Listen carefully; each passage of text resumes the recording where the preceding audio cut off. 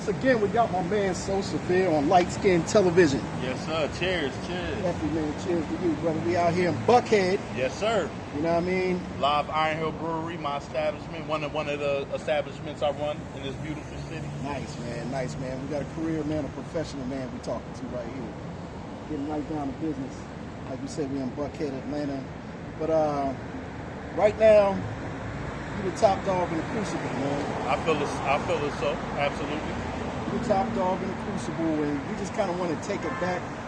You got plenty of So Severe fans that know who you are. You got some people that are familiar with you but haven't seen your best work. Yep. And you got people that never even heard of So Severe. That's a fact. They're pretty new to battle rap, or just really only follow one league. Precisely. The league that they follow, you are on that league now. So And they gonna catch on. with that being said, let's take it back a little bit. Yeah. Originally from Atlantic City, New Jersey. Born and raised, West Side Atlantic City, Pitney Village. Started off Pitney Village Projects. They tore down the projects about 2000. Okay. So we moved over to the West Side, and yeah, been a West Side baby until about freshman year when my uncle took custody over me and moved me out of the hood and did the right thing, raised me up from sophomore year to graduation. Graduated in Oakcrest. Shout out Oakcrest High School. I was about to say the Vikings. Okay. Yeah, So started off as a Viking, ended as a Falcon. Which was the best thing that happened. Okay. If my uncle didn't grab me out of Atlantic City High School, I wouldn't have graduated for sure. Give us those years, your high school years. So freshman year, my mom's, was struggling, what I'm saying, and got real sick.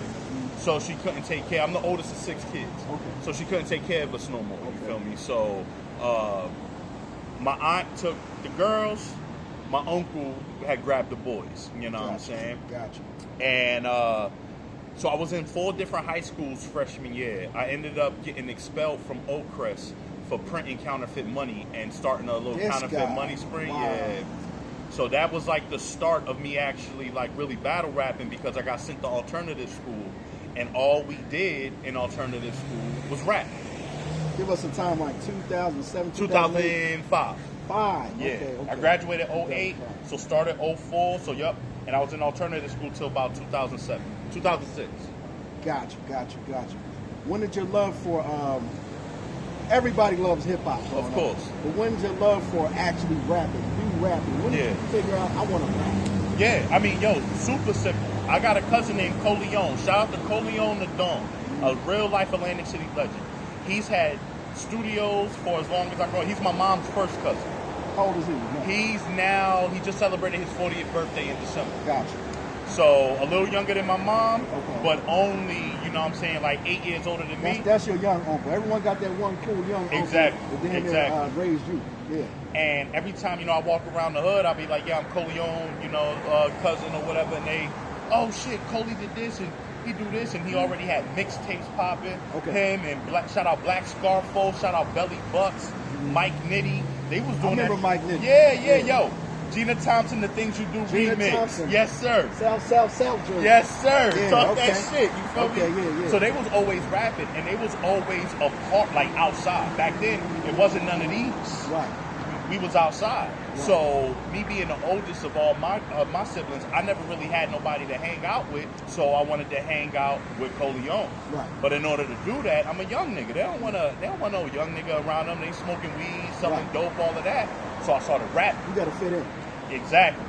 So I started rapping, freestyling, just doing that just so I can hang around the older cats. Right.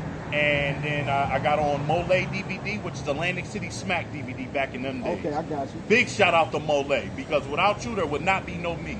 Okay. And you ain't no Atlantic City legend if you ain't on no Mole DVD. Period. That's a fucking like fact. Okay. It's like that. All right. I was 12 years old on Mole DVD, wearing a backwards LeBron James jersey and your bro jeans.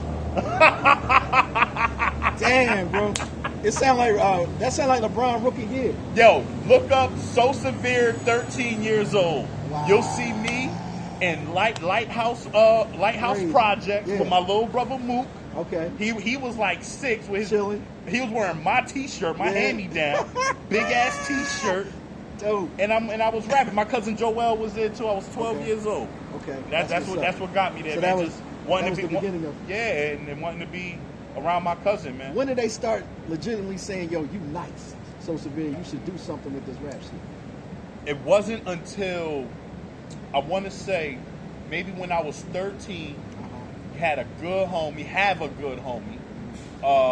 named Isaiah Cotman. Isaiah Cotman and Eric Shepard, when we during lunch, they would hit the beats on the tables, and I would freestyle. But back then, I ain't write nothing. There was nothing written. I was just freestyling to a beat. Me and you still do that to this day. Yeah. You know what I'm saying? Mm-hmm. And Isaiah was like, I'm going to manage you. And Isaiah was always like one of the smartest ones in the school. Mm-hmm. But he was gangster. So in Atlantic City, we a hood ass city, but if you was smart, we ain't bully you because you was smart. Mm-hmm. If you was a ball player, we ain't fuck with you. If you from the hood, we fuck with you. So Isaiah was always super intelligent. And he said he wanted to manage me. And we 13 years old. And he took that shit seriously. He was going around, I went to West Side, shout out MLK. I went to West Side. He going around West Side passing out flyers from me and setting up battles. Serious like he was dead ass serious. And he gave me a little micro kind of vision of, you know, like as a kid, as a child, playing around, you know, he gave me confidence. So what started happening, but he also had family who lived in Back Maryland. I'm from the West Side. We went to West Side. But his peoples lived Back Maryland, which are a super hood in Atlantic City, but two completely different worlds. I would only go back Maryland to go to my godmom crib. So I never fucked around back there. But Isaiah was out there talking cash shit. I got a nigga from the West Side. Back then my name was E Moneybags. The name was E Money back then, right? I got a nigga named E Money. He'll smoke you. He'll eat your food. That's what we used to say, eat your food back then. Yeah. He'll eat your food. You feel me? One day I'm at the West Side basketball courts on Magellan Ave playing ball, and I see like 8 niggas on bikes with niggas on the handlebars playing a Panasonic. Playing what's that? Sunshine.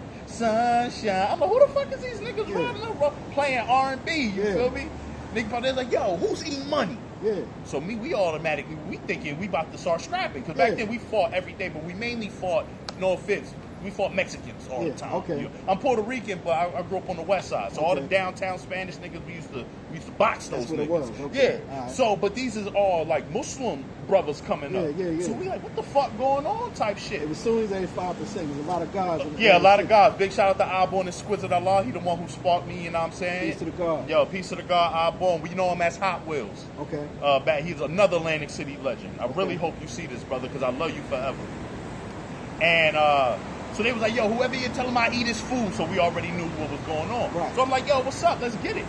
And I'll never forget the nigga who was battling me. He had a bar. We started rapping. He had his automatically written rounds where his homies was backing up every bar. Oh my God, they were shutting it down. Shutting it down. And he was like, I had hella hoes. Da-da-da. And he said the word Yvette, referencing the hoes he got. So this was my first time ever doing what we now know as a rebuttal. Because I was 13. And I'll never forget this line. It's the only line I remember in the battle. Because we had all the niggas was out there. Shout out Bam, rest in peace Bam. Fish was out there. All the niggas was out there. I said, yo, your rhyme was whack. And I don't give a fuck if you say Yvette miss you. I'll make your girl blow like Kleenex tissue. And the part, oh man, they grabbing me, picking me up. She got great. Now I'm just freestyling. Now I'm just pointing at his shoes, his shirt, you know, talking shit. And clearly won the battle. You feel me? And that the next day in school, all the Back Maryland niggas, they went to Uptown. West Side niggas went to, it's called MLK, Martin Luther King, but we called it West Side. So we all went to West Side.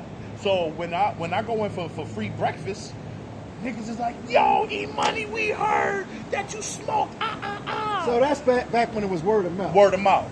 And the word of the mouth had to be, what's the word I'm looking for? It had to be stamped. It did. You couldn't be lying because this has to travel. Then it's folklore for the next 10, 15, 20, 30 years. Exactly.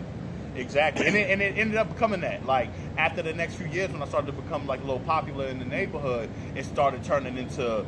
I went to back Maryland to battle a nigga. Right, it changes around. Yeah, now that's not the truth. I did run with it for a minute when I was in earlier. I'm like, yeah, I went through their hood and smoked shit, but that's not the truth. The truth was that they came to me.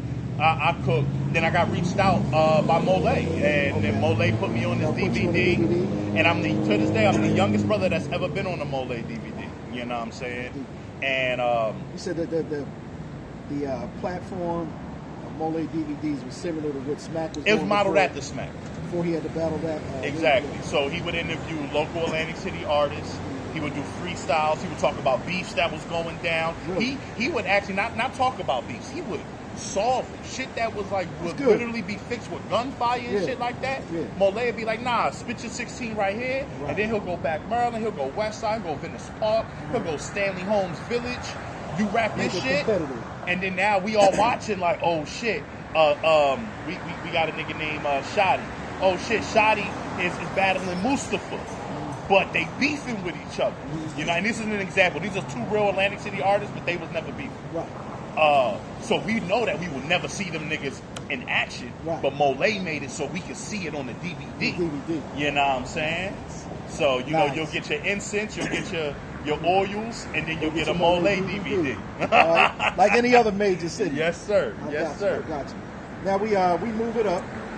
Yup. At what point did you move to the South? And where did you move to in the South? Yeah, man. So when I was 18, Coleon, my cousin, who basically like my uncle, he hit me up. He was like, yo, bro, I'm leaving Atlantic City, which fucked me up. He was my engineer, all that. He was all above. You know? He was like, I'm moving, at the time he said Miami, I'm moving to Miami, and I'm going to school to learn engineering, you know, to do the whole production. I'm like, yo, that's crazy. And he was like, I want you to come with me. And I'm like, yo, I don't know about Miami. Like, at the time, I was selling drugs and killing it. Right. You know what I'm saying? I bought a Chrysler Sebring convertible before I had my license. Oh, yeah. If y'all don't know. Yeah. Y'all young bucks that might be watching. Before I had my license. Chrysler Sebring, and you put the top down. Yes, sir. Man, I was making real good money, but I was making real good money because of Coleon. Coleon was big time back then. We clean now, statute of limitations. Right. But Coleon was big time back then. You feel me? Sound like it. Yeah, I mean, his name Coleon, Come right? On, man. Can't play around with a name like that, yeah. So I literally felt like my life kind of closed a bit because I'm like, not music, not hustling, and not like, he's my big brother. He was the brother that like, I was like, shit, I don't know what to do type shit. Right. But I was not real pressed on Miami, you know? The location wasn't. Yeah, I wasn't just pressed on it, you feel me? I loved them. I never wanted to leave Atlantic City. Right. My dream was to buy a house in Brigantine. I thought that was big time. Brigantine Castle. Yeah, exactly. Get a nice house in Brigantine, I'm good. Right. So then he hit me a couple weeks after that. Was like, yo, I'm not moving to Miami. I'm moving to Atlanta. And I was like, see, now. So he changed the plan. He switched it up. Okay. Same school. Okay. And then he was like, yo, I really want you to come. Right. So I applied to the school. I got accepted.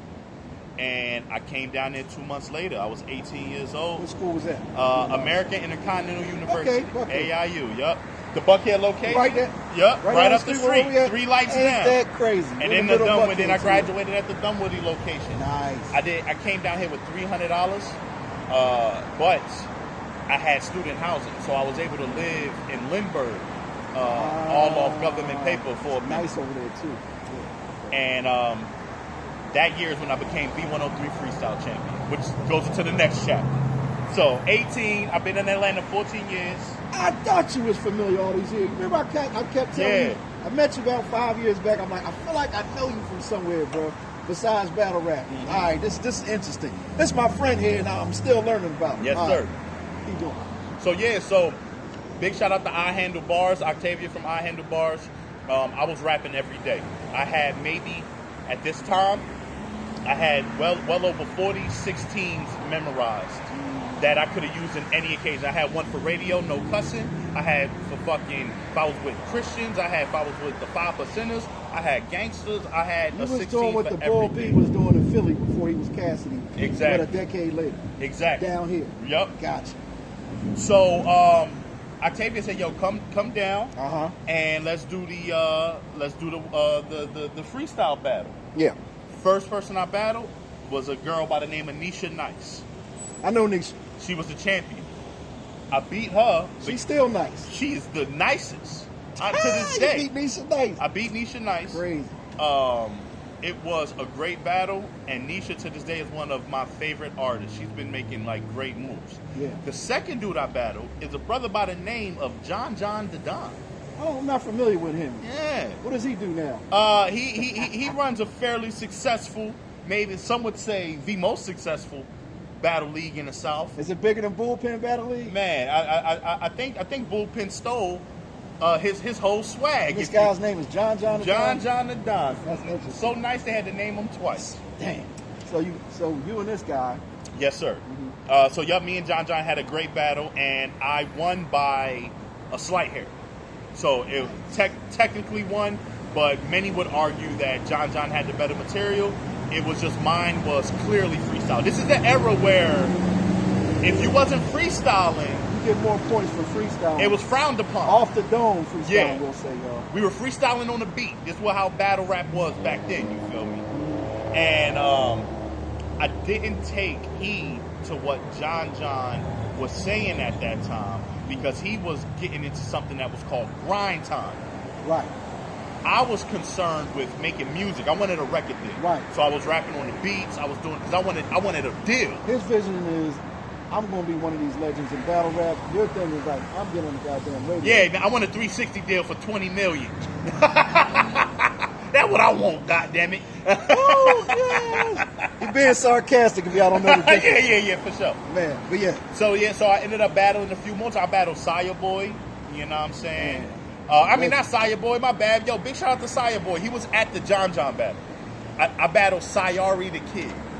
Who is a name now. He's a name now. You feel me? Damn, this is a hell of a history right here. I got the right for the OMG Girls. Okay. So I wrote for the OMG Girls. Patrick from B5, the Bad Boy group.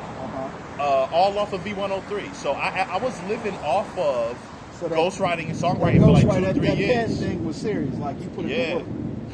And then I had a homie, Revenue, who passed away.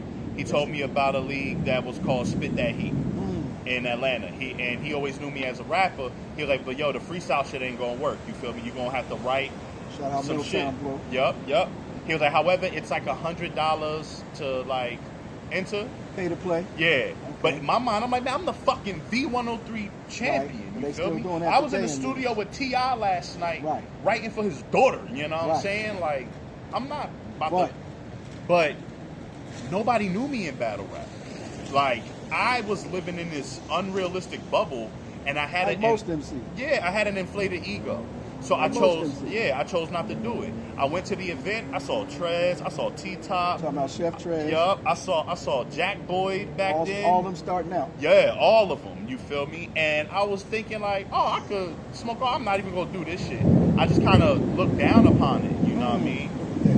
And serendipity goes like during that time in Atlanta was one of the roughest times because I graduated college. I ain't got student housing no more. What college you graduated? I graduated from Georgia State. Like downtown? Yup. But I ain't have student housing no more, so I gotta figure shit out. I'm washing dishes. I probably know I'm you hustling. from down there too. Yeah, because I used to do security at Georgia State. Oh yeah, I used to stay at the Adderhole. And I was a chef for Sodexo. And I lived right off of Auburn Avenue on 4th Street. So the Commons, I stayed at the Commons on Piedmont. That's why I know you. Yup.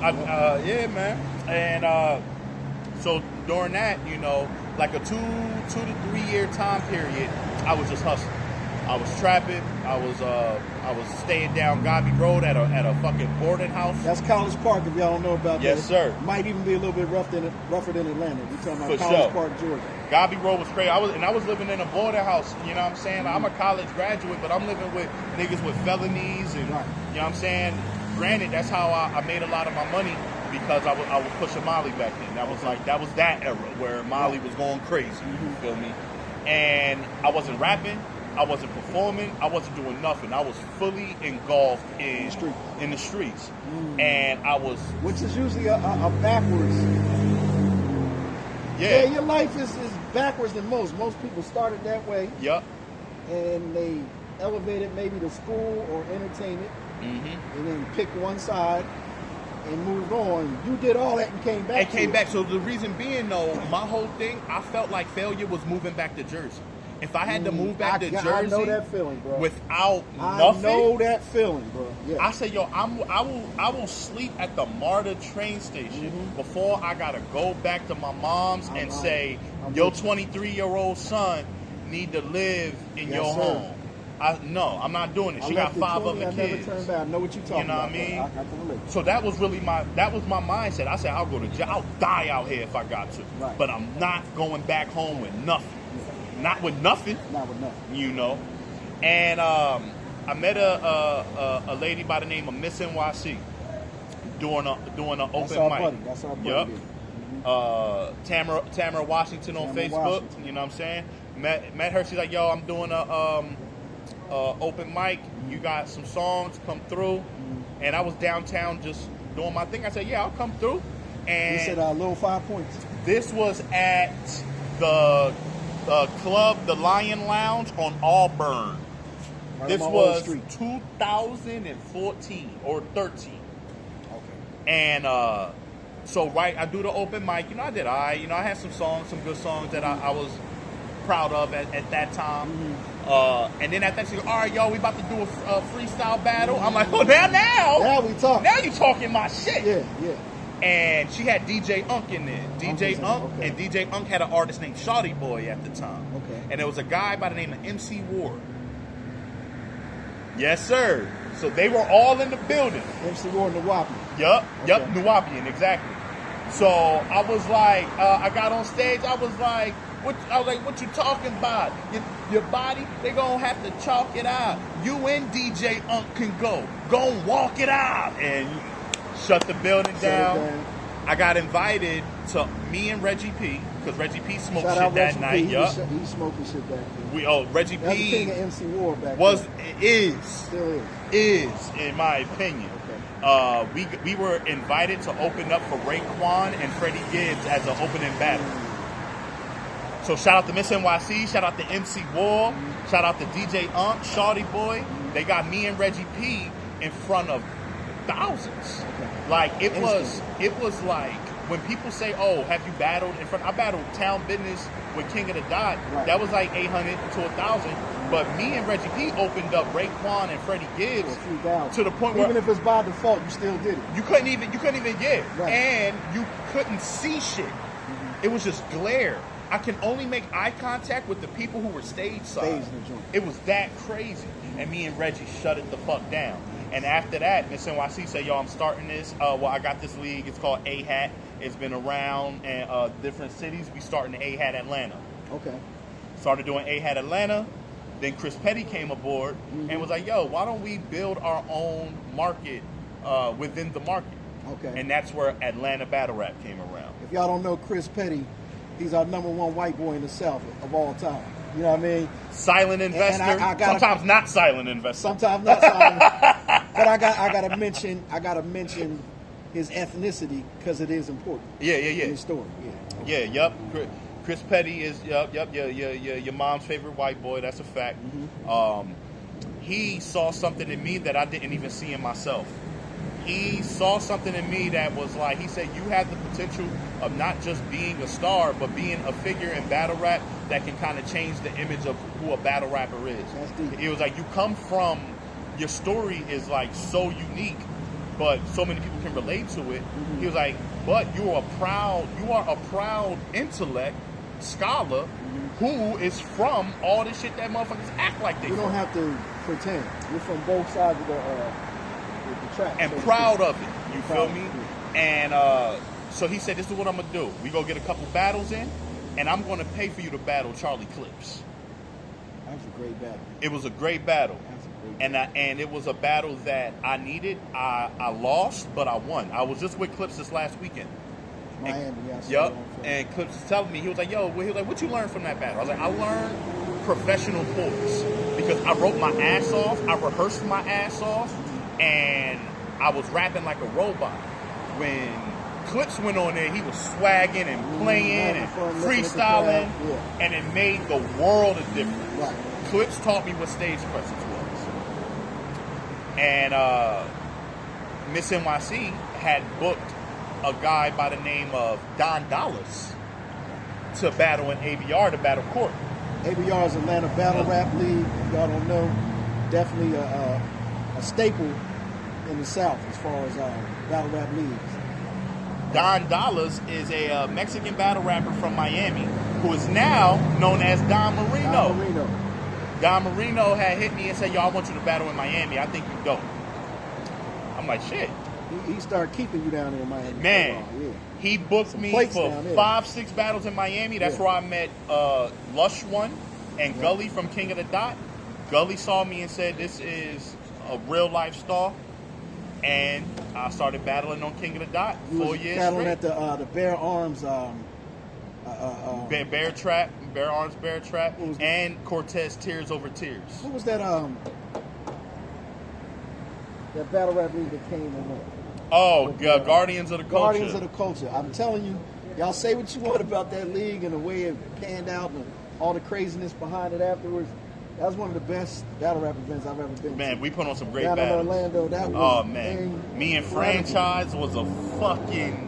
Just on paper, if you didn't go or didn't watch, you're like, what? Is this a URL card? He fucked it up, but it was a great time. It really was a great time. And...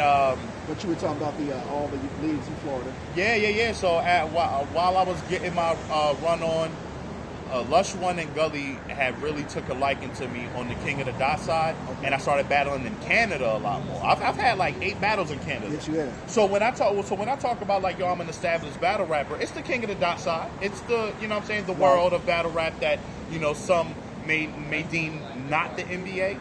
But I was still North America. Yeah, hey, fucking, I'll listen. I'll do Euro ball. You know what I'm saying? I'll ball at Latvia, then come and be, you know what I